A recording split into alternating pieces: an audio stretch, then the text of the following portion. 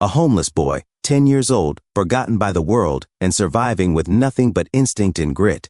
But one freezing night, everything changed when a soft cry from a dark alley led him to saving a little girl or two, who were being chased down by dangerous men. Who was the little girl he saved? And what happened after that changed his life forever? Listen to today's story and let us know where you're listening from. In the dead of winter, Chicago was merciless. The wind howled like a beast through cracked alleyways and broken windows. Beneath a highway overpass near the south side, 10-year-old Caleb Foster pulled his oversized coat tighter. His shoes were 2 sizes too big, soaked and splitting at the seams. But it didn't matter. He had no home, only corners of the city that hadn't kicked him out yet. Caleb knew how to move unseen. He'd learned the city's secrets, which diners tossed out leftovers, which buildings still leaked heat, and which streets were best avoided after dark. That night, all he wanted was a warm corner to survive until morning, but fate had other plans. As Caleb turned into an abandoned side street behind a boarded-up bakery, he froze. The wind carried something. Not the usual sirens or clattering trash cans. It was a sound he hadn't heard in a long time, a child's cry. He followed it cautiously. Behind a dumpster, curled up and trembling, sat a little girl no older than 5. Her thin pink jacket was no match for the freezing air. Her knees hugged her chest, and her cheeks were stained with tears. "Hey," Caleb whispered, kneeling slowly. "You okay?" She looked up with wide, terrified eyes but said nothing. "You lost?" he asked softly. She didn't answer, just shivered harder. Against every rule the streets had taught him, Caleb took off his coat and wrapped it around her. "Come on. I know a place." As they made their way to an old boiler room beneath a vacant apartment building, a new sound stopped Caleb in his tracks, a whimper. Another one?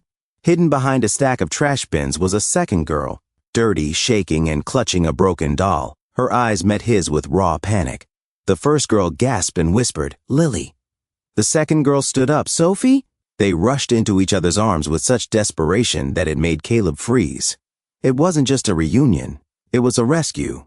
Their embrace said everything words couldn't, that they had been separated too long, that fear had swallowed them both, and that somehow in the cruelest of places they had found each other again. Caleb stood there, stunned.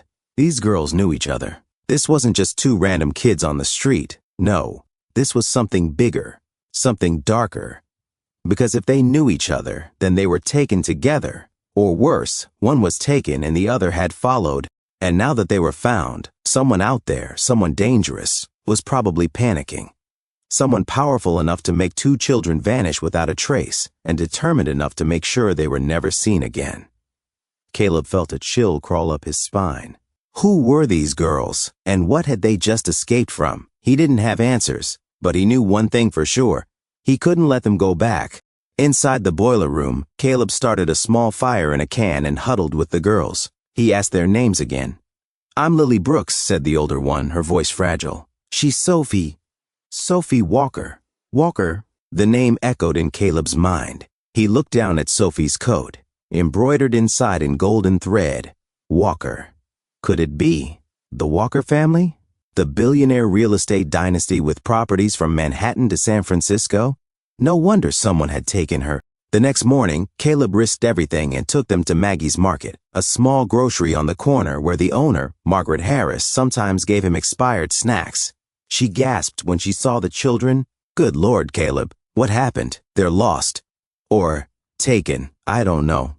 Please help them."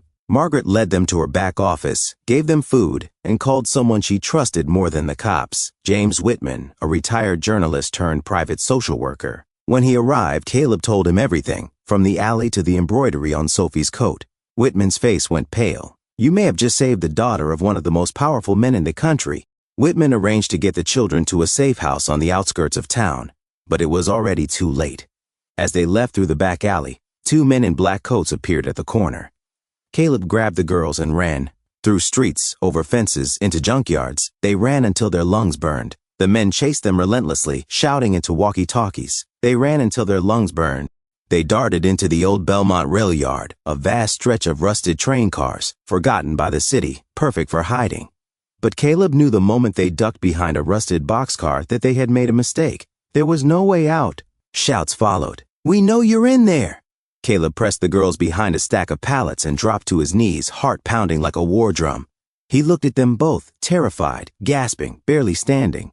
There was nowhere left to run. Then, tires screeched. A black SUV came tearing through the side lot. Its headlights cut through the night like twin swords. The vehicle spun to a halt just feet from them, the back door flinging open. "Get in," a deep voice shouted. Caleb didn't move. He didn't know who it was. Another trick? Another trap? But then the voice came again, urgent but calm. "It's okay. I'm here to help.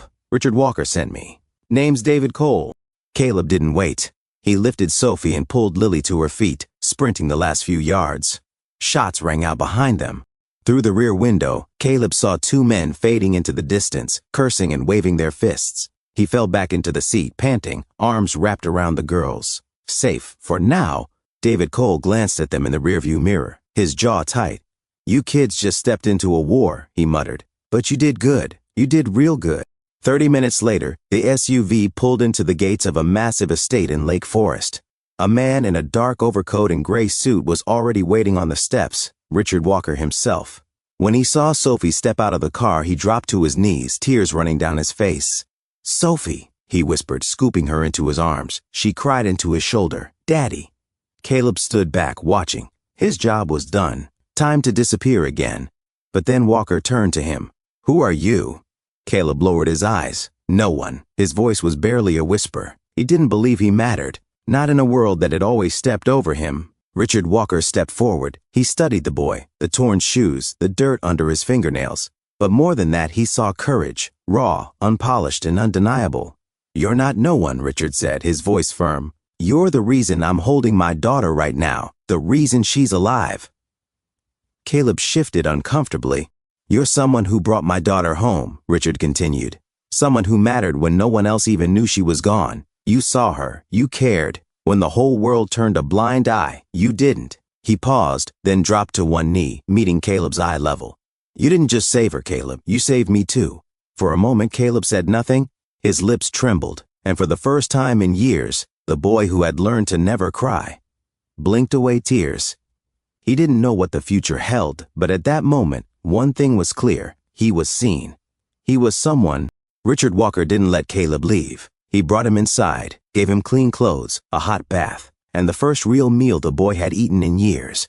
Days passed. Then one evening, Walker sat with Caleb in his study. Richard leaned forward, eyes steady, voice calm. "I want to adopt you," he said. Caleb's head snapped up. He blinked, unsure if he'd heard correctly.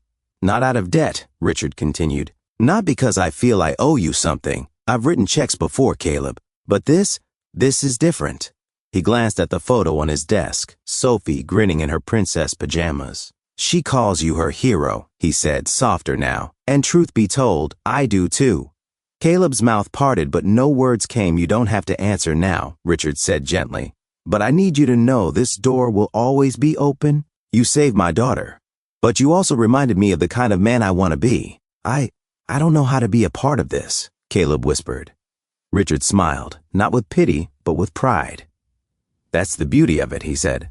"You don't have to know. We'll learn together, one day at a time." Caleb's throat tightened. He didn't say yes, but he didn't say no either. And in that moment, surrounded by warmth, safety, and something he'd never had before, belonging, he realized for the first time in his life, maybe he could be loved. Meanwhile, Whitman uncovered the man behind the kidnapping, Charles Benton, a ruthless investor who lost a $300 million deal to Walker. Benton's plan had been to use Sophie as leverage. When it failed, he tried to bury it, but now Whitman had enough evidence to bring him down. Benton was arrested days later, charged with conspiracy and kidnapping. Weeks turned into months. Caleb Foster became Caleb Walker, adopted not only into a home but into a family. He began school. He struggled. He stumbled, but he fought harder than anyone. Lily, who had followed Sophie, was now taken care of by the Walker family and now living with a loving foster family nearby, became their close friend and frequent visitor.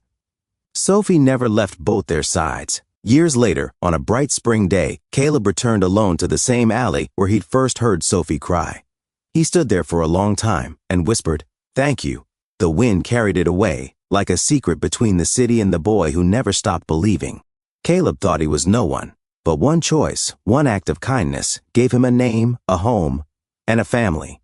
If you were walking past that dark alley on a freezing night, would you have stopped? Please let us know in the comments below, and thank you for listening to Storyline Narratives.